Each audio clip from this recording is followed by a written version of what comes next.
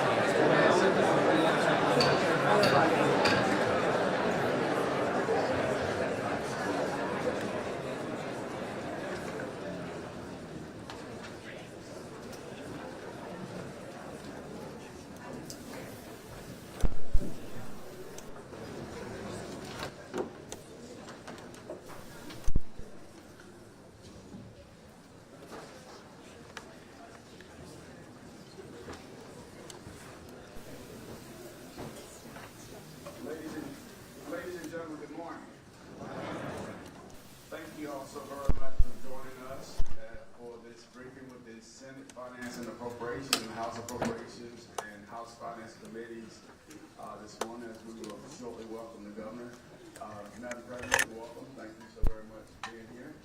And Mr. Speaker, we welcome you and thank you very much for joining us. And we certainly want to recognize the governor-elect.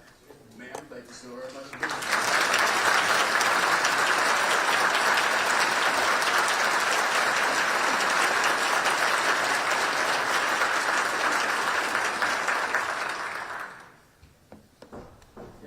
Ladies and gentlemen, please join me as we welcome the 74th Governor of the Commonwealth of Virginia, His Excellency, Governor Glenn Youngkin.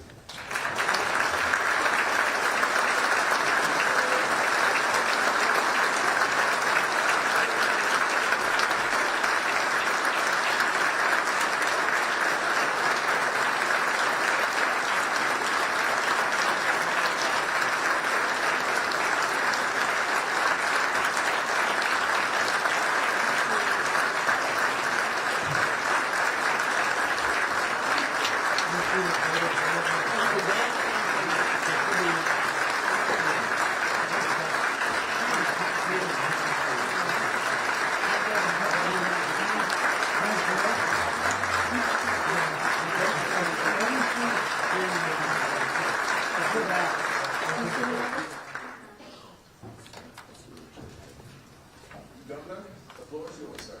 Thank you, sir.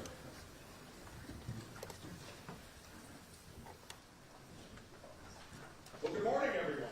Good morning. It's nice to know everyone is up and rolling this morning. Chair Lucas and Chair Torian, Chair Watts, members and staff of the Joint Money Committees, thank you for this invitation to join you all here again.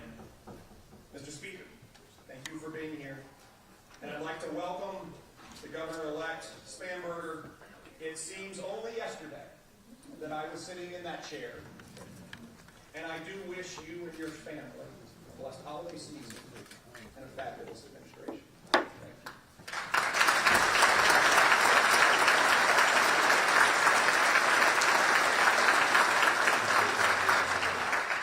Once again, we come together to discuss Virginia's financial strength and how to best be good stewards of the enormous resources.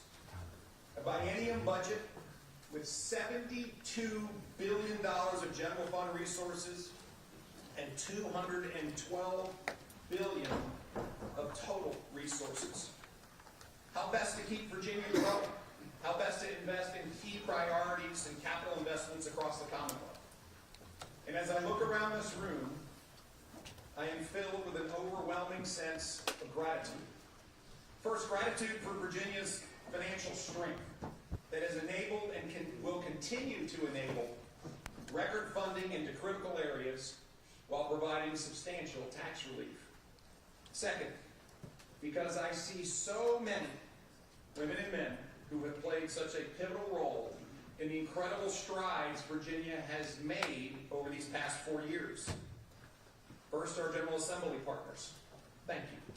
Thank you. Thank you. And especially the dedicated members of my administration. Thanks to all of you. And finally, for my amazing wife, First Lady Suzanne Youngkin. Every single day,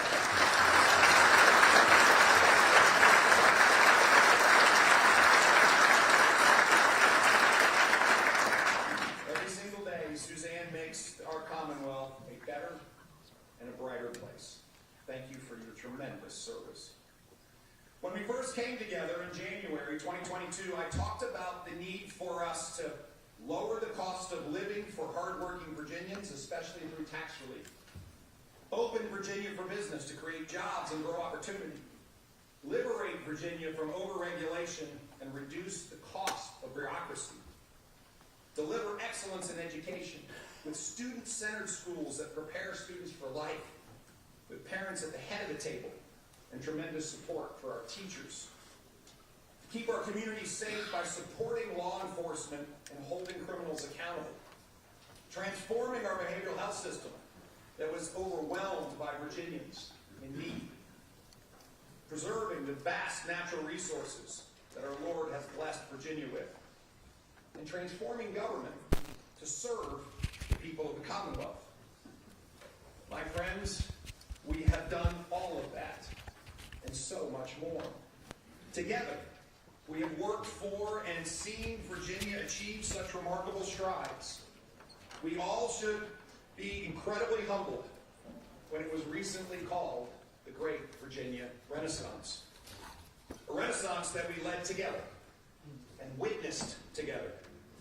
It's a story of transformation, a story of promises made and promises kept, a story of competing and winning, a story of Virginia leading.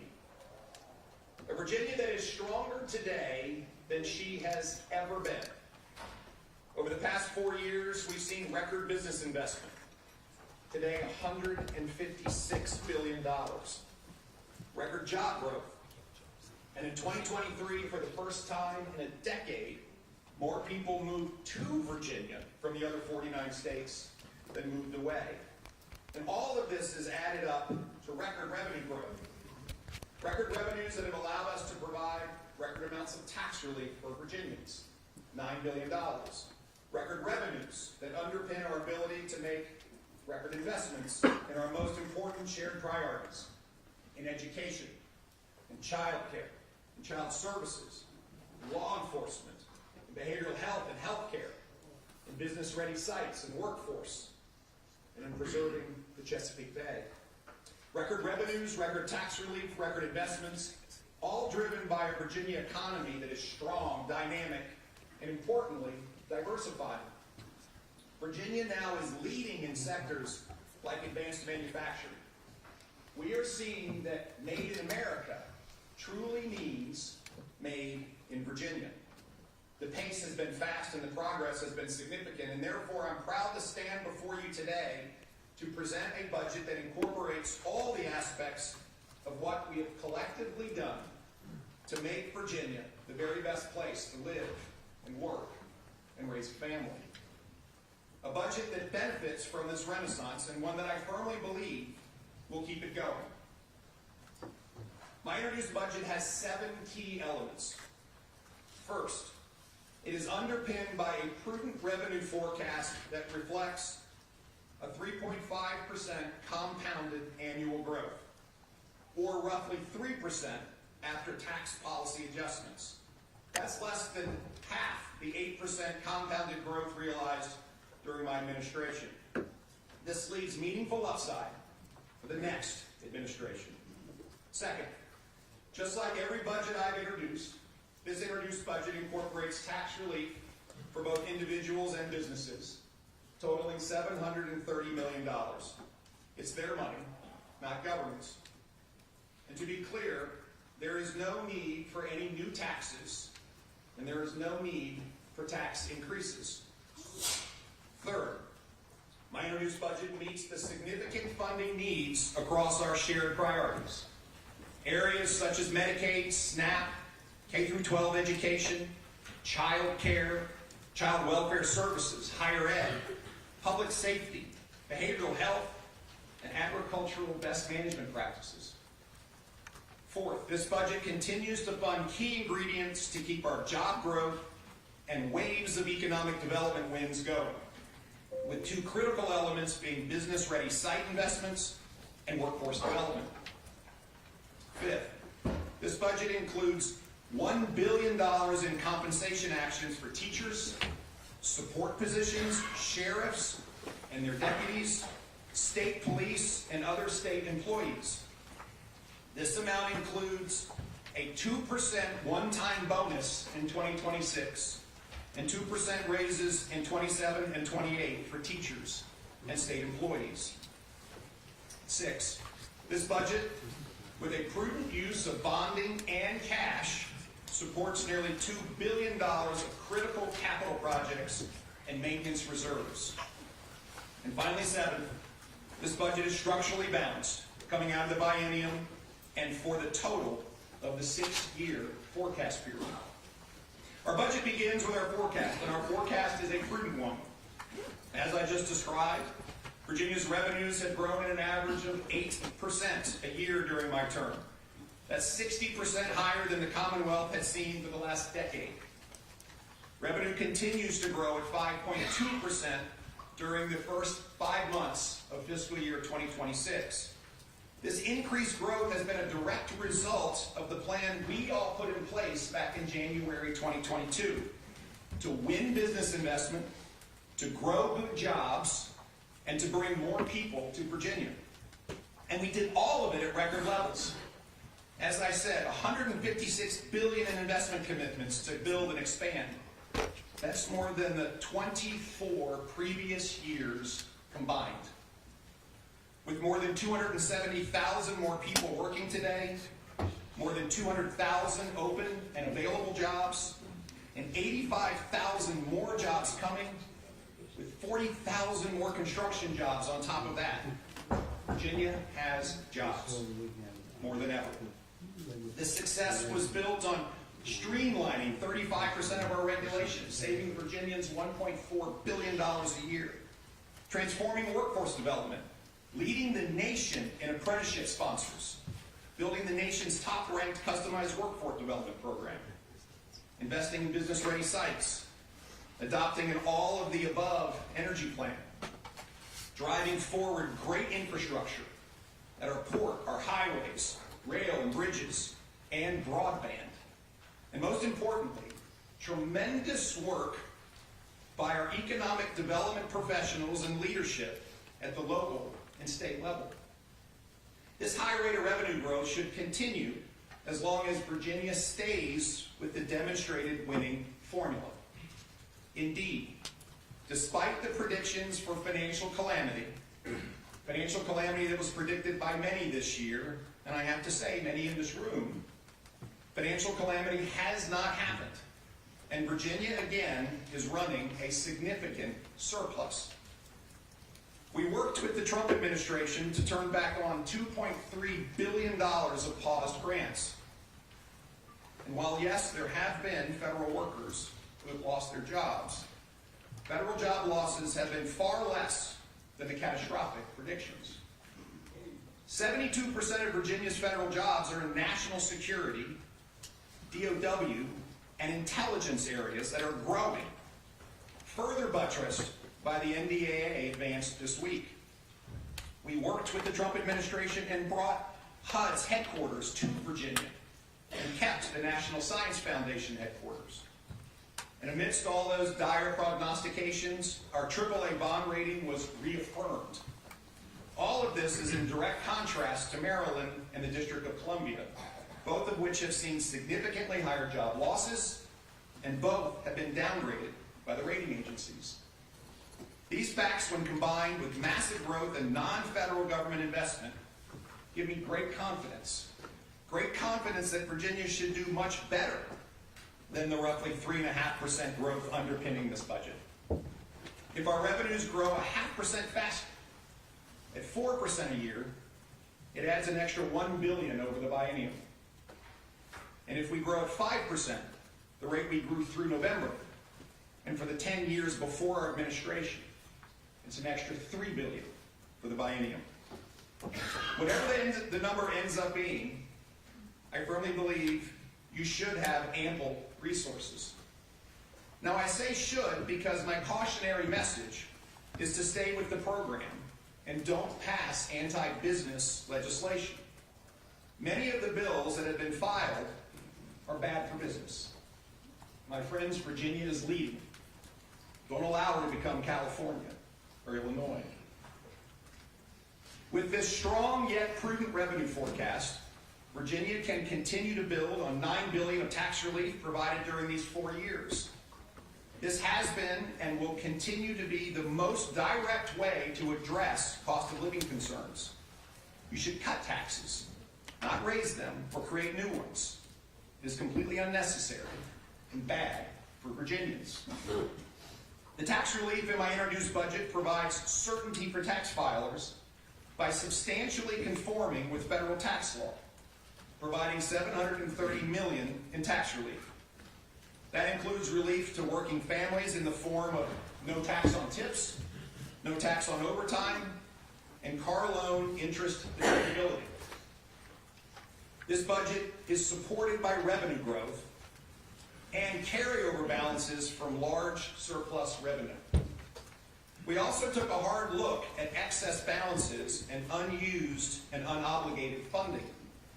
For example, we found around $100 million in balances from programs and turned them back into the general fund. $32 million from commerce and trade programs, $30 million from health and human resource programs, and $25 million from natural resource programs. I encourage all of you to take a hard look at your similar balances and to do the same.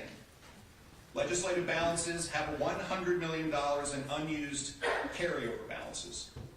I hope we all agree that allowing excess balances to just sit is not responsible fiscal management. Our budget makes our largest incremental investment in Medicaid funding, an increase of $2.6 billion over the caboose in the biennium. For the biennium, general fund Medicaid funding grows to $17 billion, and total funding grows to $59 billion. This is a $10.7 billion increase to what we funded together in the Common Ground budget for 25 and 26 just 2 years ago. To address the rising cost of health care and secure the future sustainability of this critical program, we also introduced responsible cost controls that bring an appropriate discipline to our generous Medicaid offering. Controls that root out areas where we know there has been waste, some fraud, and some abuse. And we bring real economies to pharmaceutical spending through a nation-leading agreement on GLP-1s with a price no higher than $245 per month, saving $151 million. The need to bend down the spending curve through saving strategies has never been more important. On SNAP, first let me reiterate how proud I am of the work that our team did in the fall setting up the Virginia Emergency Nutrition Assistance Initiative in record time so that no Virginian in need would go without support. We know there is a shifting of cost to the state and the localities with regards to SNAP. Our administrative costs are a shared federal, state, and local responsibility. At the state level, for federal funds that flow through Virginia, I propose to take on and absorb all the responsibility for the increase in both the state and local portion, and put $100.3 million behind it in my introduced budget. For those funds that flow directly to the localities with no state involvement, the localities should be responsible for their share of the increase. And we are getting our SNAP error rate down. Virginia's SNAP error rate was a little over 11%, which puts us at the national average. And while we were at the average, I don't believe Virginia is average in anything. Based on tremendous progress made in our transformation efforts to improve the local administration of SNAP benefits, there is a real path to getting our error rate below 6%. To buttress those efforts, we've included an additional $3.6 million for SNAP support to further those efforts for rate reductions to be among the best in the nation, not middle of the pack. We have 12 more months to get this right. 15 of 50 states already have an error rate below 6%.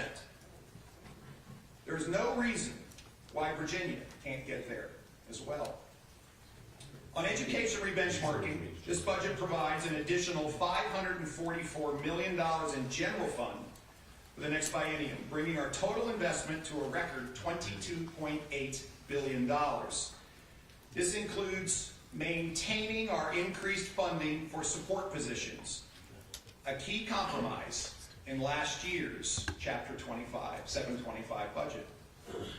And when accounting for early childhood education, investments now total $23.8 billion all in. We've worked together to increase direct aid to public education by nearly 50% since the pandemic. And we've shown that investing in students produces results. Virginia leads the nation in recovering from math learning loss. All in Virginia, intensive tutoring works. Senators Lucas and Locke, thank you for your partnership in that initiative. We have shown that delivering transparency, introducing accountability, raising expectations results in better student outcomes. We made the tests harder, and the students did better. Students are also doing better because they're in school in the first place. Virginia now leads the nation in reducing chronic absenteeism. And we also continue to support teachers with raises. That includes the 2% bonus this year because I think they have done an amazing job and they deserve it. And 2% pay raises in each year in the biennium. I'm proud to say that teacher vacancies continue to decline and are now down over 35%. With 19% pay increases and state support for teacher compensation, cell phone-free education across the Commonwealth, nationally leading academic standards, and a teacher licensing process that now works, it is no surprise that vacancies are down, and Virginia was just recently ranked the best state to be a teacher. To fund our shared goals when it comes to early education and child care and school construction, my proposed budget redirects $137.6 million in VPI non-participation savings to the child care subsidy program. This creates approximately 6,745 new slots for children aged birth to 5 in each of fiscal year 2027 and 2028. The budget also provides nearly $300 million more of state support for school construction grants. The total authorized for these grants for the biennium is now $519 million. We also know that while our Commonwealth is blessed with many resources, there's no resource more important than our children.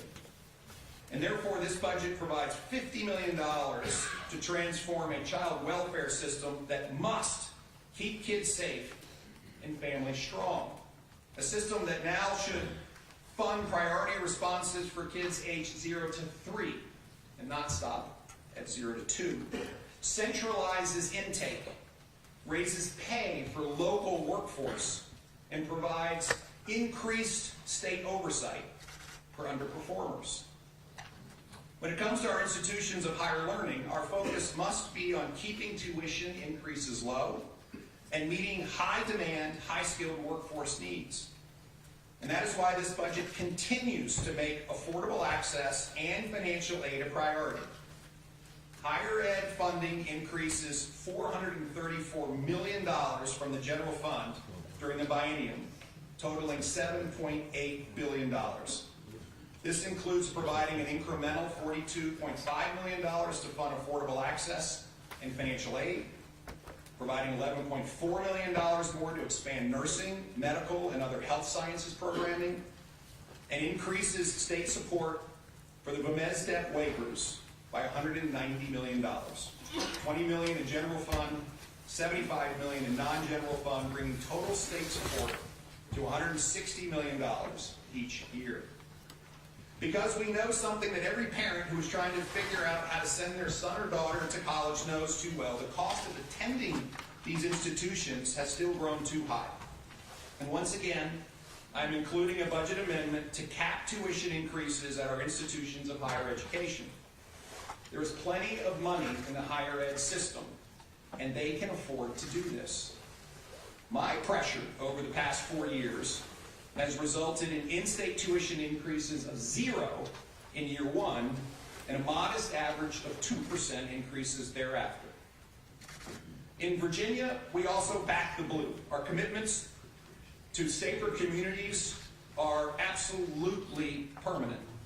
Today, murders in Virginia are down 30%. Our ironclad commitment to public safety and the men and women of law enforcement has been there from day one, and it is a commitment we continue with this budget. My introduced budget includes an increase of $136.8 million in general funds over the 3 years, with $50.3 million in fiscal year 2026 for increased personnel and operating costs at the Virginia State Police to keep our citizens safe. I tasked the Colonel with growing a strong Virginia State Police, and that's what's happened. After 4 years of constant support, we are seeing increases in the number of people who want to be in law enforcement. This year, our trooper school has one of its highest enrollments ever. Another area where we must not sacrifice our commitment is to another set of heroes, the men and women who have sacrificed so much for us, our military veterans and their families. I'm pleased that Virginia was most recently ranked as the top state in America for veterans. This is a duty and a responsibility that we must uphold because freedom is not free. In addition to the increased funding for MVSDEP, the proposed budget increases $9 million to address startup operation costs for the opening of the Puller Veterans Care Center, whose grand opening many of us celebrated yesterday. This budget also provides $50 million over the biennium for investments in business-ready sites to enable companies to continue to make quick decisions to locate in Virginia. Business-ready sites are a critical building block of our wave of economic development wins. The introduced budget includes approximately $2 billion in new capital authorizations and maintenance funding over the biennium. The projects use $890 million in general fund cash over the biennium and a portion of Virginia's current debt capacity in each year, giving Virginia's AAA rating an incredibly strong financial position. $1.1 billion in new debt authorizations over the biennium. This budget restores prior authorized projects that were paused in May, with one omission that should be rectified in the final budget. The UVA Center for the Arts should be included and comfortably bonded in 2028. In addition, the budget funds innovative and necessary new investments, including the Virginia State Supreme Court facility, a dental school at VCU, engineering and arts building at ODU, the Center for Leadership and Ethics at VMI, many strategic maintenance and life safety projects. The budget also includes an ongoing $200 million for maintenance reserve funding. Our revenues are strong, and at the heart of Virginia's strong revenue position is a huge pipeline of economic development projects that continues to be incredibly robust. The current pipeline of mature projects stands north of $30 billion. And I know we've had trouble scheduling an MEI meeting, but as I've commented previously, we have a slate of projects ready to go, with 2 waiting on your action, totaling $1.5 billion in capital commitments and 1,400 new jobs. I'm proud to say that when we've made commitments, we've honored them. But there's also been places where we have continued to disagree, and when we have, we've done so candidly, and so let me be candid. Don't put Virginia back in Reggie. Reggie only drives up utility bills and drives up the cost of living for Virginians. Rejoining Reggie would mean imposing $500 million on Virginians' electricity bills. It doesn't work. You don't need it. And even Democratic governors are realizing that Reggie is a bad deal and are getting out. Don't put Virginia back in. It's also imperative that Virginia remains a state where you have the right to work. Continuing Virginia's economic renaissance starts with protecting right to work. It's as simple as that. Pro-business policies attract jobs. Anti-business policies chase jobs and opportunities away. And right now, Virginia is roaring, and she needs to stay that way. I want to thank all of you for your partnership over these past 4 years. The record funding and record tax relief provided during these 4 years has supported tremendous change in the Commonwealth of Virginia.